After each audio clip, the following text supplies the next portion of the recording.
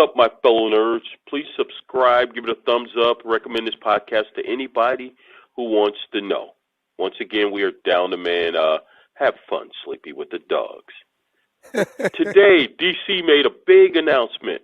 One of the head honchos over there at DC Films, James Gunn, announced Chapter 1 of the new DCU, as they call it, entitled Gods and Monsters. In this video, we're going to talk about the 5 films they announced. They are Superman Legacy, given a release date of July 11th, 2025. Batman, The Brave and the Bold. Supergirl, World of Tomorrow. The Authority, and Swamp Thing. Gecko. Take something and run with it. Whatever you want to talk about of these 5 films. And give us your honest opinion of what you think of these. First of all, I have to start with saying that I liked this presentation. Nothing too crazy. I expected a different type of slate. It was weird what he decided to go with as the first chapter. But first, I'm going to give him praise of what he did nice. I liked it that he didn't name it Face. I liked it that he named it Chapter. And I like that it is Chapter 1, Gods and Monsters. When I see what he announced, and I know we're only talking about movies, but, you know, when I see what he announced, the whole thing, including the TV shows, I see why they name it Gods and Monsters. Obviously, we're getting Superman, you know. So basically, he's seen like a god. Supergirl, obviously, will be seen like a god because she basically has the same powers as her cousin. And Batman, you know, and Swamp Thing, and the Authority. Out of everything, what I'm more excited about, I had to be honest, and I'm excited about... Damn. Swamp Thing is like the most thing. Now, am I looking forward to Superman? Yes. Am I looking forward to Batman? Yes. Am I looking forward to Supergirl? Yes. And am I looking forward to the Authority? I don't know. Because... who the fuck? Like, how do you pick the Authority out of every other property? You decide to pick the Authority. Hey. But it's okay. Let's see what the guy comes up with. But to be honest, Superman is something that I'm looking forward to. But I'm not gonna say, oh, I'm looking forward to, because I actually, you know, maybe I'm in the minority, but I actually enjoyed the Man of Steel. I went to the theater and seen it, and I, you know, at that time I wasn't rating nothing, so I can't give you a rating. And if I would give you a rating right now, I'll be bullshitting, you know. But to me, I liked it, the movie. I liked it, Man of Steel. I liked it, the whole fight with Zod and whatnot. Am I in the fan club of, cancel James Gunn because you're not going to use Henry Cavill? No, I'm okay, you know. To be honest, I'm the person that's most comfortable with recasting. Like, if you want to recast Robert Downey Jr. as Iron Man, go ahead. If you want to recast whoever, I don't care. I don't get attached to the actor. I'm more attached to the character. I don't know if you understand where I'm going. Because, since I'm a comic book reader, the actor's not the important thing in the comics. Is the story and the superhero. So I'm more attached to the superhero. So I really don't care like who plays who. So Superman, but you know, I want to see Batman. The other one, Batman, the Brave and the Bold. I'm kind of conflicted on this. Now, the Brave and the Bold with Damian Wayne, right? His son. Yesterday we got a report that Batista, you know, I'm just trying to tell you this, that Batista wouldn't be able to play Bane because, I know, because he's too old and they wanted younger actors, but come on. For Damian Wayne to be out, that means Batman has to be at least in his 40s. You know what I'm saying? Right. So that's kind of being a hypocrite unless it's all a disguise and we are actually getting Dave Bautista as Bane. I'm just saying. But I'm kind of conflicted on that one because I think we actually have a good Batman in Patterson. And to have two Batman at the same time, I know they said, "Oh, we'll call that elsewhere." Oh, yeah, there will be a multiverse. That's how you're gonna could fuck up shit. So to be honest, at the end of the day, I think if I had to tell you what I think of this, I think it's a strong showing. But I want to see if they could deliver, because when you go down the line and see the past years, they have promised a lot of stuff and they don't deliver. Now, I do want to see where they go with it, and I'm ready to give James Gunn a chance, but I'm walk into it slowly and not get attached right away because, it's Warner Brothers. Right now they could set that, and then next year, oh, guess what? No, it's named Gods and Monsters and Zombies, and you're like, what the fuck, So it's Warner Brothers. But what do you think, Tony? I'm torn on this, but I'm going to be honest. Based on what you said, they've announced a great slate. I believe it's 2016, 2017, right around when Suicide Squad was coming out. They brought Will Smith on stage, the entire cast of the Suicide Squad. They brought out all their directors of all their up-and-coming films and had a big panel there. And what happened? Nothing. The Flash movie is just now coming out this year from that original slate from 2016. Henry Cavill's gone. Ben Affleck's gone. Gal Gadot is gone. And can they deliver? Even though it's James Gunn, I don't put my faith in Warner Brothers. The reason you haven't released the 4 movies you got coming out this year is because you're broke. You don't have the budget to actually advertise them. Because Shazam and Aquaman have been done for at least 6 or 7 months. I believe all 4 movies have been done. You're not announcing Ezra Miller because you don't want to tank the film, because my opinion, you're going to fire him. Whether he's convicted or not, you're going to fire him. Jason Momoa now said he still wants to play Aquaman as well as Lobo. But you can't really say anything because you don't want to jump the gun and get ahead. Just in case Aquaman's another billion-dollar movie, okay, wait a minute, we have to keep him around. It's the same with the other movies you have coming out. If they're very, very successful, can you really, let's assume Flashpoint works this summer. Can you fire Ezra Miller as the Flash? Because you notice the movies that they didn't announce. There's no Aquaman. Exactly. There's no Blue Beetle 2, let's say, if it's successful. There's no Shazam 3 if it's successful. So on that part is where I get my from. Based on what they announced, it was a great presentation. But I agree. I just it's hard. It's hard to have faith. I love the announcement. I hope it works. It's just hard to have faith in what DC announces, no matter who's running the show. If you'd have told me that was Kevin Feige, yes, I would have believed it.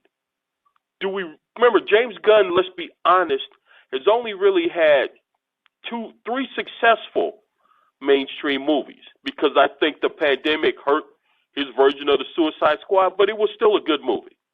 Yeah. His Peacemaker TV show finally finished it. It's actually good. And the Guardians movies. So, but he's still an independent cult director outside of that.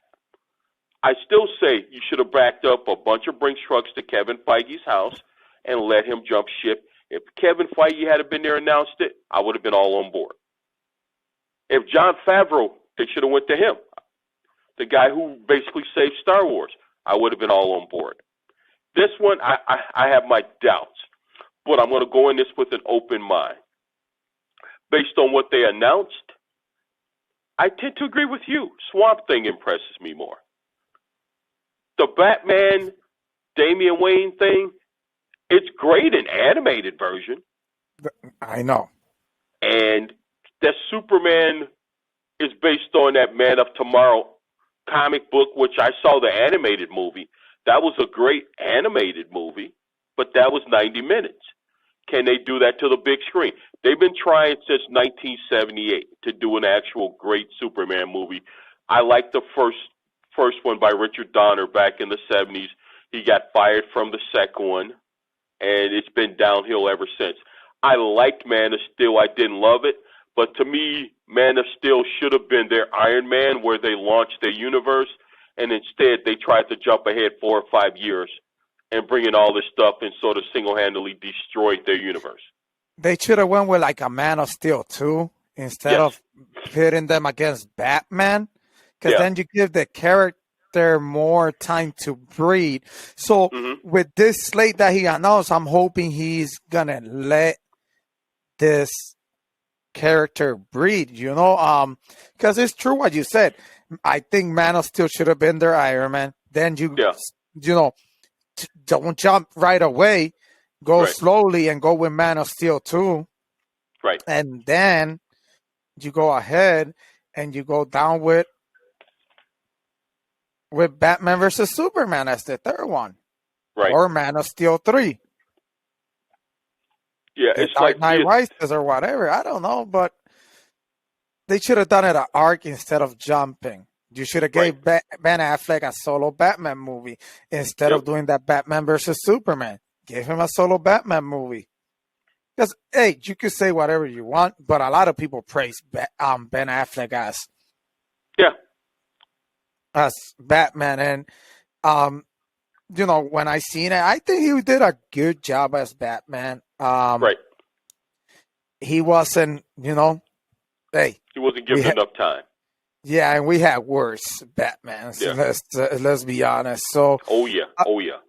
He ranks up there, with the good Batman. Yep. And to be honest,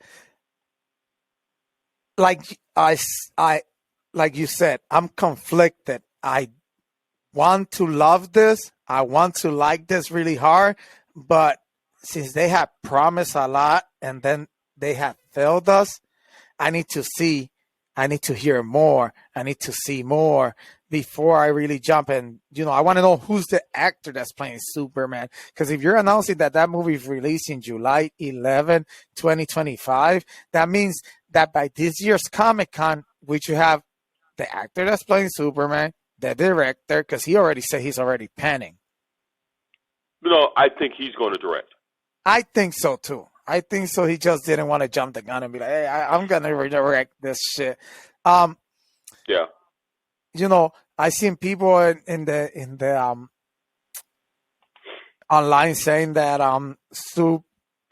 Supergirl Woman of Tomorrow is they're jumping the gun, that's too early to do. I don't think it's too early to do. I haven't read the story, but I went and caught up a little bit before doing the episode. I'm guessing this is somewhere in Krypton still. So it wouldn't matter if you got Superman on Earth, because you're not introducing Superman to Supergirl. She's going to be in Krypton, like a last survivor, and like the last survivor of the whole ordeal that happens. So when you really read that on that, it gives me kind of like, excited. Like I'm like, oh, Superman and Supergirl in the first chapter is kind of, let's be honest. And I don't know if you're going to agree with me, but I think the least exciting thing is the Authority. Well, you actually know why they did that. Why? Jim Lee, the guy who runs DC Comics proper, the Authority is part of his Wildstorm imprint when they went off and formed Image Comics. And then remember, he came back to DC. And so to make they've always been kept, from what I understand, in a separate universe from the DC, going in and out, in and out. So this gives them a chance to give him basically his retirement package. We're going to make these characters live action. We'll do a bunch of toys, and that way we'll make them part of the DC And we'll universe give you some officially. money, and you'll Give be you good, some right? money, right? And that's why there's with all due respect to Image Comics, nobody cares about the Authority back in the day. He's a great artist, Jim Lee is, but nobody actually cared about him. Spawn was the actual thing. The Walking Dead was the great stuff to come out of Image Comics. But let's be honest. Are you You know? excited about the Authority? No.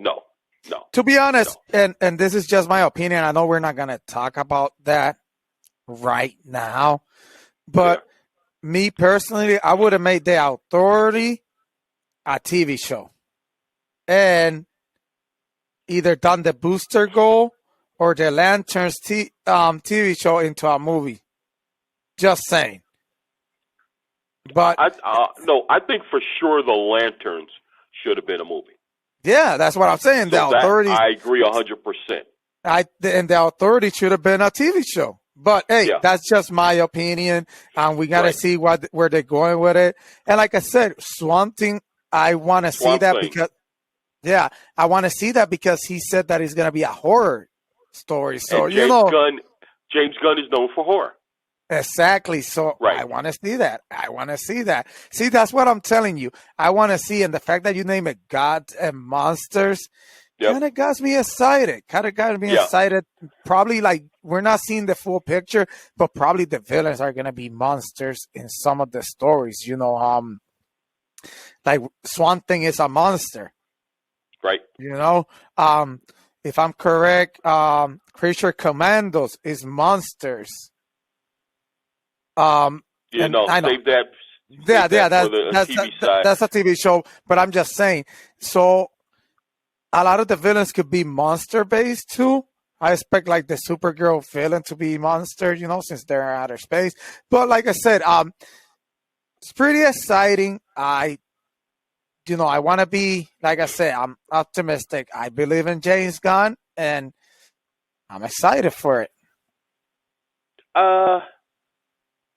Swamp Thing is a riff off of Marvel's Man-Thing, and that tells me that James Gunn is sort of taking a shot at Disney, saying, "You got Man-Thing. I'm going to show you how to do it with Swamp Thing, but mine is going to be on the big screen, not on the small screen." And I like the fact that they're not backing down from that one. No, and the fact that they're taking a shot at basically I don't want to speculate on the movies. We're going to keep speculating down the road and whatnot because we're years away from that. But I see Swamp Thing, and I'm excited for it because I see Swamp Thing like the Werewolf by Night that they did in the Disney Plus, and they're going like, look, we're going to do it in the theater, and we're going to release it and show you how you do a proper horror movie. Yep. And hey, like I said, my favorite thing last year, one of my favorite things was Werewolf by Night. But I kind of excited because if you go that way, James Gunn, right? You're with I'd rather me, have you be legit competition. To say we're coming for what you have, and I agree with you. You got to give me something at Comic-Con this year.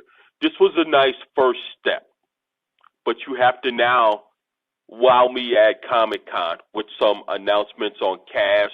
Or at least, even though this is a bad sign, bring out the 5 directors for these 5 films. And before we finish this episode, let's talk about one of the things that I was going to ask you.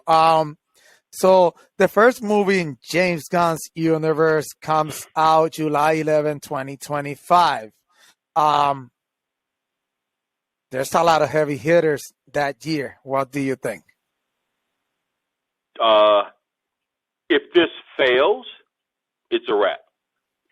It's a wrap because you're basically starting with your biggest gun, even though I did not mean that as a pun. You're starting with your biggest gun, Superman, and you're starting with it in the summer in July. That was corny, Tony. No, I was corny. I did not intend that, but you're starting in July, which is Marvel's domain, which is probably a Transformers movie, a big animated movie, but you're basically came to play and say, no, we're going to put Superman out in that summer. which means you'll probably have another movie around Christmas time, which will be Avatar or God forbid a Star Wars movie around that time as well. So that means if this movie fails, you're done. This has to be a $1 billion movie. I don't want to hear 700-800 million means a success. No. You have 2.5 years to get this right. I expect a great $1 billion movie. And if so, I expect a great movie. Like 4.5 out of 5. If this 9 movie out of is 10. if this movie is a 3 or let's say a 7, it's a wrap to me. Even though, like I said, I think Man of Steel was the beginning. With James Gunn, you're expecting the best now. And if they fuck this up, it's a wrap. I think DC Comics will probably be sold. Disney will probably buy it, and Kevin Feige will probably jump ship when Disney buys DC Comics, if this fails. But if, let's just future cast out, you're assuming then that, I'm assuming that Swamp Thing will be out 2027.